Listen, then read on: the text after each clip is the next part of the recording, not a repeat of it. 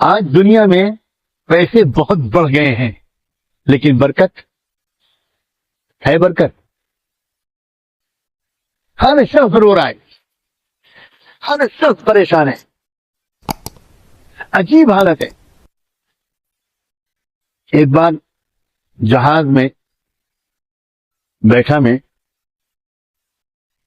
मुझे किसी जगह अचानक जाना पड़ा, तो मैं एयरपोर्ट पहुंचा। मेरे पास पहले से टिकट नहीं था, लेकिन फौरी तौर पर मुझे बुलाया गया कि आपका आना जरूरी है। तो मैं पहुंचा। कौन सी फ्लाइट सबसे पहले मिल सकती है? लोगों ने कहा ये मिल सकती है, लेकिन इसमें सिर्फ फर्स्ट क्लास का टिकट बचा है, बाकी पूरा जहाज फुल है। मैंने अपने मेजबानों को फोन करके कहा कि भाई अगर इसी वक्त आना जरूरी है तो फिर बिजनेस क्लास का, फर्स्ट क्लास का टिकट लेना पड़ेगा। आप बिल्कुल फिक्र न करें, आप उसी टिकट से आए, आपका होना जरूरी है।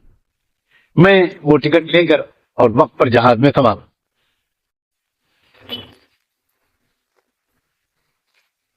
लेकिन जहाज लेट होता चला गया, 10 मिनट, 15 मिनट, आधा घंटा। अब मुझे तो जल्दी पहुंचना था, मुझे उलझन होने लगी ये क्या हुआ। और कोई ऐलान भी नहीं कर रहे। जहाज में आमतौर पर अगर किसी वजह से ताखीर होती है तो वो ऐलान करके बता देते हैं कि फला वजह से जरा देर लग रही है, मुसाफिर लोग जरा माफ करें और बर्दाश्त करें। लेकिन कोई ऐलान भी नहीं करे। तो जहाज के अमले के एक नौजवान लड़के से मैंने पूछा, उसका जो नाम लिखा हुआ था उससे पता लग रहा था कि ये मुसलमान है। तो मैंने उसको बुलाया, मैंने कहा भाई ये फ्लाइट क्यों लेट हो रही है? तो उसने मुझसे कान में कहा कि मिस्टर रतन टाटा आने वाले हैं और उनका जो प्राइवेट जहाज है वो खराब हो गया है, जो उनका जाती जहाज है, और उनको पहुंचना है। तो उनका फोन आया है कि जरा मेरा इंतजार करें, मैं आ रहा हूं। तो रतन टाटा, वमा अदरा कमा रतन टाटा, दुनिया के चंद मालदारों में से एक। तो रतन टाटा का इंतजार हो रहा है, ये उसने मुझसे चुपके से कहा। खैर 15-20 मिनट के बाद वो आ गए। अब मेरी खुशनसीबी या बदनसीबी कि पूरे फर्स्ट क्लास में सिर्फ एक सीट खाली थी जो मेरे बगल में थी। उनको यहीं पर बिठाया गया। मैंने महसूस किया कि शराब के नशे में है वो।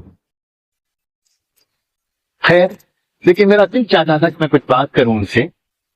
अल्लाह ने एक मौका दिया है तो मैं किसी तरह पैगाम पहुंचाऊं। तो मैंने उनसे कुछ बातचीत शुरू की, कुछ तारुफ हुआ। तो जब मैंने उनको मिस्टर रतन कहकर पुकारा, वो तो इंग्लिश ही बोल सकते हैं, तो वो चौंके कि मैं उनको पहचानता हूं।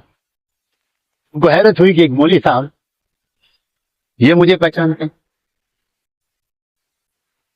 तो मैंने उनसे अंग्रेजी में बात की और मैंने उनसे पूछा, ये बताएं मिस्टर रतन, आप तो दुनिया की शायद सबसे ज्यादा खुश आदमी होंगे।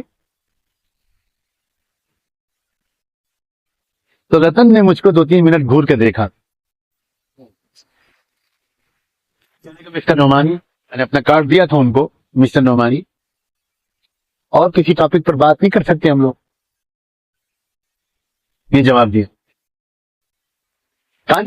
एनी अदर टॉपिक, क्या हम किसी और मौजूद पर बात करें? मैंने कहा मिस्टर रतन, आपका नाम हम सुन रहे हैं 10-20 साल से, और पिछले चंद सालों में तो बार बार तस्करा आया है आपका, क्योंकि आप शायद दुनिया के तीसरे चौथे मालदार आदमियों में से एक हैं। तो इसलिए मैं आपसे सिर्फ इतना जानना चाहता हूं कि दुनिया के सबसे खुश आदमी होंगे आप, तो आप जरा बताइए ना इस बार। तो रतन बोले, हमारी साहब प्लीज, अगर और कोई बात नहीं कर सकते तो मुझे आराम करने दीजिए, मेरे दिल के तारों को मत छेड़िए। मैं जब बचपन में था, बच्चा था, when I was very small child of 11 to 8 years old, तब मैं कभी खुश रहता हूँगा। अब तो जमाना हो गया, मैं खुशी से बिल्कुल महरूम। मेरा ख्याल में हमारी मस्जिद के मौज़िन भी ज्यादा खुश रहते हैं।